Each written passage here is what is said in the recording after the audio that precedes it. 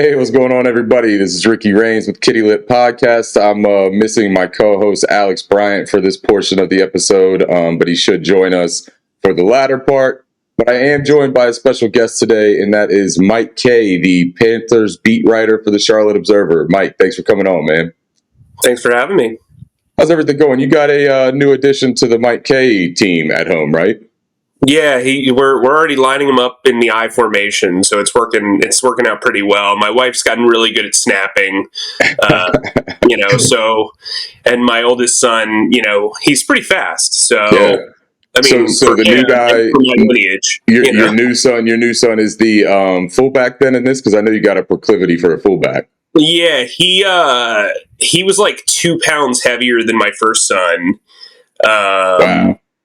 And he gained like a pound within like the first 10 days, which is weird because the doctors normally tell you that takes 2 months, or right. It takes a month. Right. And so he's been loading, man. Dude eats. That's awesome, man. That is great news. Everybody else is doing good. Wife is good. Yeah, everybody's wonderful. Thank you for asking. Love that, man. So let's get right into it because I know you don't have a whole ton of time. First thing, we're coming up on the trade deadline, right? And we know that TMJ has requested a trade or been given permission to seek a trade. Any news on that front with TMJ first? Well, I think they've kind of made the mutual agreement that they won't kind of elevate the drama of this. We talked to TMJ Monday, and he was pretty on message when it came to not wanting to talk about the trade. I actually really respected the way he handled it. He stood with us, in a scrum for roughly 10 minutes, made incredible eye contact, especially with me, which kind of had me concerned. But no, I mean, look, I think when you're a guy who is a former second-round pick, you've been benched by basically 2 separate regimes, even though in between that you did pretty well with the interim head coach. Yeah. I think it's difficult, man. I think he's got all... I've always said this. I think Terrace has all the tools. He has all the tools to be a really good starting wide receiver in the league.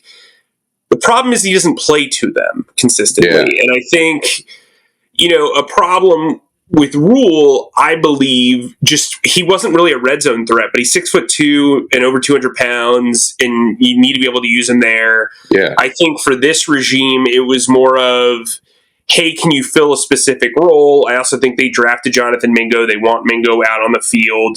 To me, Marshall had a significantly better training camp. I think he's a better player right now, but, you can't talk out of both sides of your mouth. I've openly criticized the staff's seemingly unwillingness on defense to develop guys. Yeah. I can't then turn around and say, well, they drafted a guy at number 39 and they put him on the field over a guy they didn't draft, right? Right. Look, I think he's probably a 3rd or 4th receiver in the league. That's how he's viewed around the league, just kind of pulling people around. Mm-hmm. I talked to 2 or 3, evaluators. I think they can get a 6th or a 7th for him if they do trade him. I don't know if that's going to be enough for them.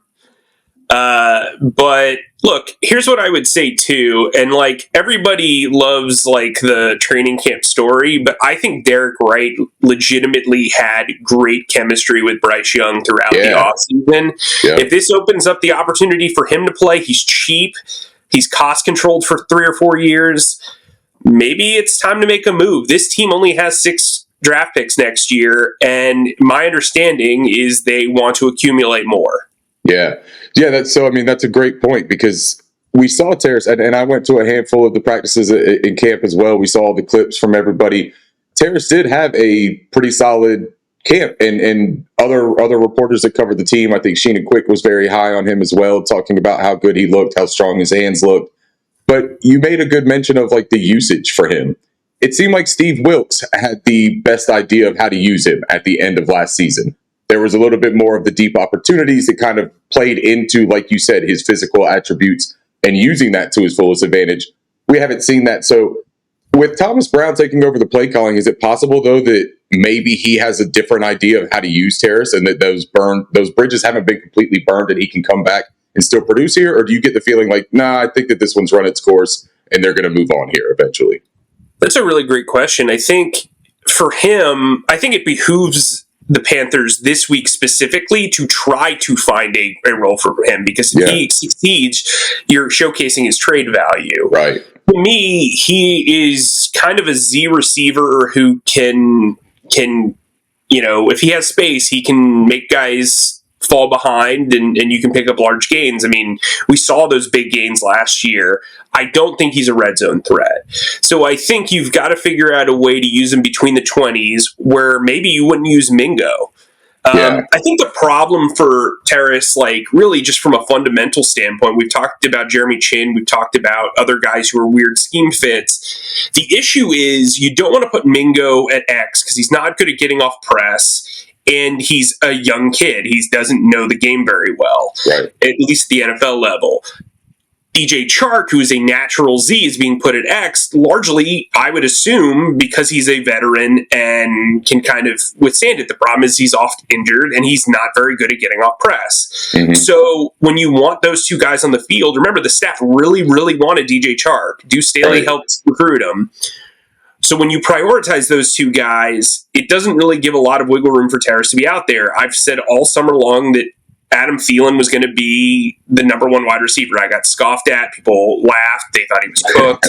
No, he's having an incredible year because he's working the slot, because he's a technician. And I think part of the issue right now is, and something that Matt Rule kind of fell into, they trait hunted and looked for guys who could, be explosive and whatever. And when the explosion's not there, they don't have the technique to fall back on. Right. Adam Thielen, where he's going to be. He's going to be open 8 times out of 10. That's why it's easy to connect with him. And I think for Terrace, who is a guy who's probably not a natural technician, who is a size speed guy, if he's not showing right away in practice, how much do you want to prioritize him over the guys that you hand selected? Right. And Mingo still, he kind of falls in that same group in a way as well, of to having all the traits and doing all those things without being a complete technician. But like you said, they're going to prioritize his development, and they are kind of force feeding him right now. And maybe that's not beneficial for this season just because of the production aspect of it. But for the long term, that does seem to make a little bit more sense than trying to fit Terrace into that, no matter if Terrace is a better player right now or not. We mentioned DJ Chark. We just spoke to him the other day. We just had him on the show, and he was talking about Thomas Brown and about what the changes at play calling can do for him. And not for him personally, but for this offense in general. You had a great article at the end of last week, I believe it was, where you kind of spoke about what Thomas Brown could do with this offense. Was he capable of fixing all of it with the talent around and everything tied together? He's got a lot going against him. It's not just implementing a couple of tweaks to the scheme. What are your thoughts on what improvements and how much improvement we can realistically expect to see from Thomas Brown as play caller? Well, I think for me, the outlook is communication and play calling flow. I think that was the main issue here. It's not like Frank Reich showed up in North Carolina and immediately lost his touch. Right. The guy was known as a very, very forward-thinking play caller. But I think when he had to look at the overarching picture and play call, and there were so many new chefs in the kitchen, it just got overwhelming for the operation. Not necessarily for him, but I think this will be good just from an operational standpoint. I think having one voice as the play caller and one mind, you never want to be the writer, director, producer of a movie, because then you have no outside input. Yeah. Now you've got Frank Reich serving as the producer. You've got Thomas Brown as the director. And then, you've got Bryce Young as the star. And I think that that's a successful recipe. A lot of people are getting screenwriting credits. But when you have one guy kind of communicating to the actor, I think that's really important. And I think the flow of the game can change. I think the selection of the play calling. They're not going to reinvent the wheel here. I mean, he was part of the entire playbook design since, February or March. Right. But I do think maybe they get Bryce Young out of his comfort zone a little bit. Normally with rookies, you want to do what they're comfortable with. Mm-hmm. And you don't want to push them out of their comfort zone. We saw that with Indianapolis. And I think maybe it's time to challenge Bryce a little bit, because what he likes might not necessarily be working just on the surface. I don't know what their overarching plan is, and how much input he has. I'm sure he has a ton. But what I would say is now's the time where Thomas and Bryce, who I believe are very like-minded, can kind of figure out a flow to this play calling. I also think there will be more of a balanced attack here. Yeah, that makes sense. So when you talk about that was an interesting part of that when you said get Bryce out of his comfort zone. I have always kind of thought that like his comfort zone would have been more play action, rolling out of the pocket a little bit, and not necessarily that the play calling has kept him statuesque, but it seems like there has been an emphasis on maybe protecting him a little bit and keeping him in the pocket as opposed to exploiting him maybe to some unnecessary hits. But it seemed like his comfort zone playing, at least in college, was kind of those, off-platform, out-of-structure plays. So do you think that that's something, even though it's maybe not what he's comfortable in so far in the NFL, do you think that's a way that Thomas Brown tries to incorporate maybe a little bit more getting him out of the pocket to open him up and get him playing a little bit free? Yeah, I think that's what I mean. With the comfort zone, I'm not necessarily saying like, hey, let's protect him. Yeah. But I do get that sense. I think that's a very astute point. I think, look, the difference between him and CJ Stroud on tape, I like CJ Stroud. CJ Stroud would have been my first overall pick. The first several mock drafts we did, I had CJ Stroud going there based on my preference and my tape study.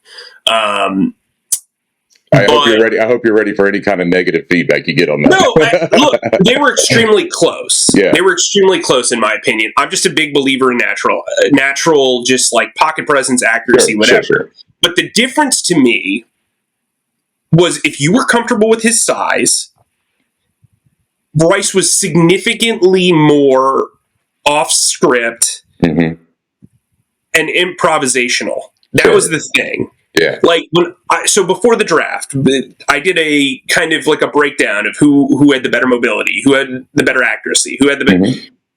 If Bryce Young was taller, there would have been no question about this. Yeah.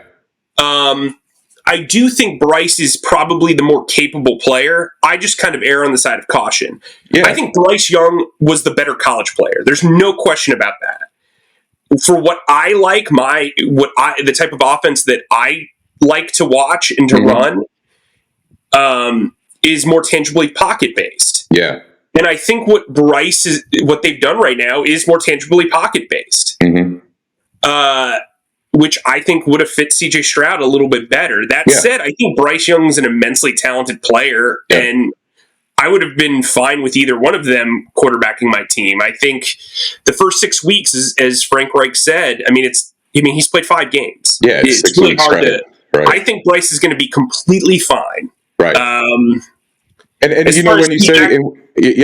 when you say when you say like err on the side of caution with CJ Stroud, it's not even like it's a safe thing with CJ Stroud. Like he's still a dynamic player too.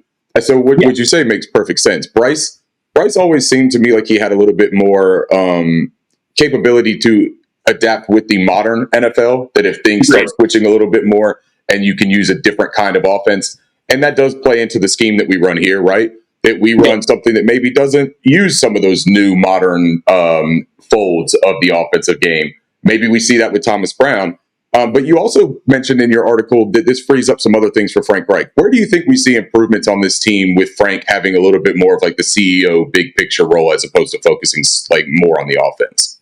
Well, I think from a pre-snap functioning, I think that you'll kind of see a quicker pace. I think he'll be able to articulate what he wants the way he wants to do it. I think you'll see the defense maybe have a little bit more of his influence. He can kind of, talk to the defense a little bit more, be focused on those defensive meetings. I just think overall, I think the operational flow will be better. Yeah. We get Austin Corbett back, or he's activated off of the PUP list or of the IR. What do you expect though? Do you think that he comes back and actually plays right away after being activated, or is this still a process where he's a couple weeks away and we just didn't want to keep him gone for the entire season? He's looked good in practice. Only time will tell. I don't want to give you a cop-out answer, but no, you're good. It's kind of hard. I've only seen him practice once, but he does seem like a guy who, once he's ready, will play. I feel pretty good that he will play. I can't guarantee it, but I think they really need him. I don't think he's going to be Austin Corbett game one. You know what I mean? Right. But realistically, and I think if you're being objective and fair to the whole process, there was no more important offensive player last year than Austin Corbett. I think he was the best player on the entire offense last year. And he did a world of good for Bradley Bozeman. He did a world of good for Taylor Moton. I think right guard is such a difficult position to play consistently well. As we've seen from this turnstile, he is very, very good.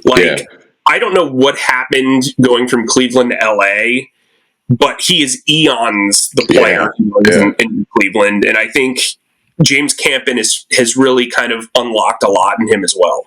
So you do anticipate him going back to that right side, then? You don't think that he slides over to the left since we're missing Brady Christensen as well?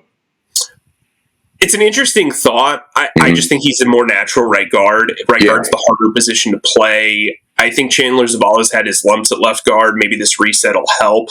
But that's supposed to be his natural position. And his film's phenomenal at NC State when he was healthy.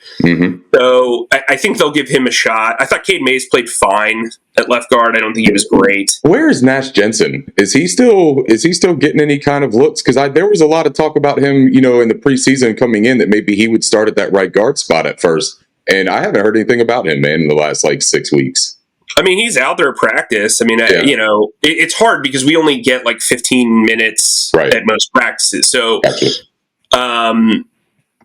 what I will say is, if you've been following this team throughout the summer, there's been a lot of praise for certain guys who have had pretty diminished roles now. Remember, Terrace Marshall was a guy who was teaching Adam Thielen. Nash Jensen was a standout. Marquand McCall, who I still get trashed for, even though the team website put out a story days before he was released. Me and you both, man. I was a big Marquand guy as well, and I got trashed for saying that he was an impact player that got cut for no reason. And everyone said I was silly. If you look at nose tackle right now and their run defense, whether he was good or not, that probably would have made a little bit of a difference, right? Especially with the injuries to linebacker. Have somebody let those guys be free and not get that, offensive line creeping into the second level. I still remember OTAs, Frank going out of his way to praise Raheem Blackshear. The guy was a healthy scratch for 4 games. So it's the consistency of messaging is kind of interesting. But anyway, on that note, I think left guard, they want to make Chandler Zavala work. I think he's a long-term guy there. I just think maybe going back and forth and having muscle memory is a problem. Yeah, got it. So let's wrap it up here because I know we got to get you out of here, man. We got the Texans week 8. CJ Stroud coming in town. Bryce Young coming off the bye week. Frank Reich is 4-0 as a head coach coming off the bye week. What do you expect to see here in this matchup? I think the Houston Texans are playing relatively well on both sides. You look at the yardage, and it's not great. You look at their ability to create turnovers, it's not great. But they're keeping teams to 18.8 points a game on defense. And then you look at kind of what CJ's been able to do. I think the difference in success between these two quarterbacks is CJ's got speed all around him. He is able to throw downfield. This is one of those things. Again, I thought they were very close. It was all preferential. Bryce is going to be good, in my opinion.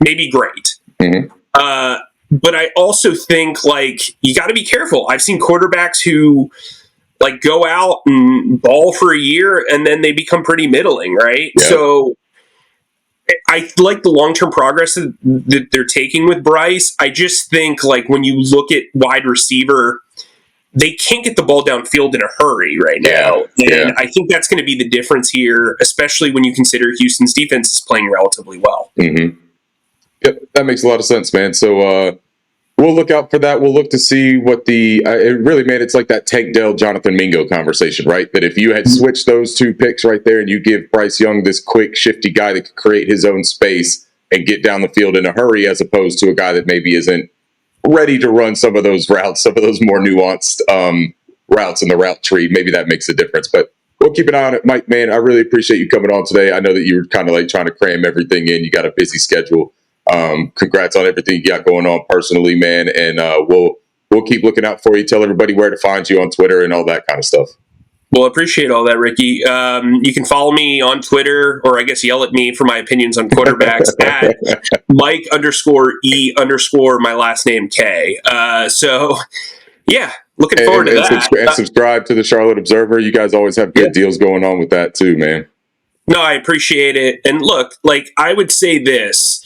If they can shut down Nico Collins, this Texans running game is not particularly good. Right. That said, the Panthers are the second worst run defense in the league. They actually might be first now. I haven't checked since over the bye, but like maybe we got that's worse on going to be the thing. If they can limit the run, if they can make this one dimensional, this will be a very close game. Yep, agreed. Well, that'll be music to people's ears at least to hear that it could be a close game. You know, that's all we ask for at this point. Awesome. I appreciate it, Mike. And hopefully we can reconnect at some point later down the season. Maybe, you know, if we turn this thing around and start making a playoff push or something like that.